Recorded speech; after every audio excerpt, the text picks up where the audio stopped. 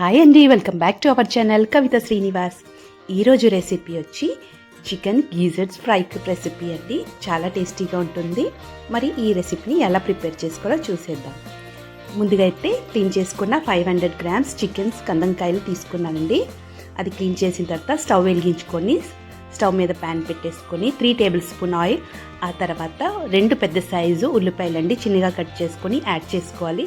అలాగే కాస్తంత కరివేపాకు వేసుకోవాలండి. చక్కగా ఫ్రై అయిపోవాలండి. ఆనియన్స్ వేగిన తర్వాత ఇప్పుడు 1 టీ స్పూన్ పసుపుని యాడ్ చేసుకోవాలి. అలాగే 2 నుంచి 3 టేబుల్ స్పూన్ కారం పొడి అండి. కారం తినేవాళ్ళు కారం ఇంకా యాడ్ చేసుకోవచ్చు. అలాగే 1 టేబుల్ స్పూన్ అల్లం వెల్లుల్లి పేస్ట్ అండి. ఒకసారి బాగా కలిపేసుకోవాలి.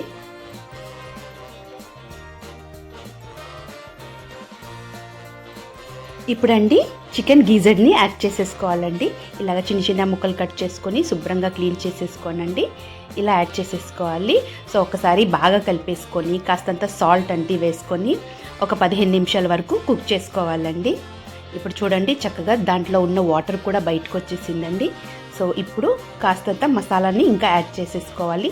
ఇప్పుడు 1 టేబుల్ స్పూన్ ధనియాల పొడి, అలాగే 1 టీ స్పూన్ వేయించుకున్న జీలకర్ర పొడి యాడ్ చేసుకోవాలండి. ఇప్పుడు 2 టేబుల్ స్పూన్ అంత వరకు కసూరి మేతి వేసుకోవాలండి. అలాగే 10 పచ్చిమిర్చి అండి కట్ చేసుకొని యాడ్ చేసుకోవాలి. అలాగే 2 పెద్ద సైజు టమాటోస్ అండి, అది కూడా కట్ చేసుకొని యాడ్ చేసుకోవాలి. అలాగే కాస్తంత ఉప్పు వేసుకొని ఒకసారి బాగా కలిపేసుకోవాలండి. సో కసూరి మేతి వేస్తే కందంకాయలకి టేస్ట్ చాలా బాగా వస్తుందండి. సో ఒకసారి ఇలా కలిపేసుకొని 15 నిమిషాల వరకు మీడియం ఫ్లేమ్లోనే చక్కగా కుక్ చేసుకోవాలండి. సో చికెన్ కందంకాయలు రెసిపీ అండి చాలా బాగా రెడీ అయిపోతుంది.